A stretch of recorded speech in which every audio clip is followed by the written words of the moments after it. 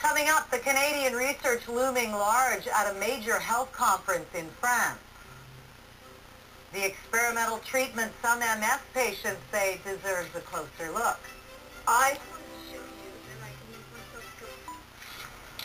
In Health News Tonight, experts from around the world have gathered in France to examine new treatments for multiple sclerosis. One of the most highly debated is liberation therapy, where veins in the neck are open to improve blood flow. A Canadian study to be presented this week looks at patients and their progress, whether the treatment has made a difference to their lives and for how long. CTV's medical specialist Avis Favaro has the details. Lori Batchelor has had MS for over 2 decades. She's had trouble walking, even just standing. But last year she went to a U.S. clinic where doctors opened blocked veins in her neck to normalize blood flow out of her brain, a condition some say is linked to MS. Lori was only too happy to report the changes to researchers in BC. I felt very strongly that because my results were so good, that I wanted it on record that this is a really important procedure.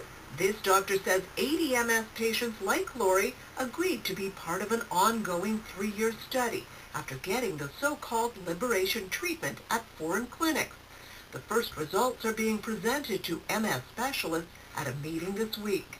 About half the patients feel some improvement, and that degree of improvement ranges from mild to significant, according to the patient's perception. And about half the patients either feel exactly the same as they did before the procedure, or they feel slightly worse.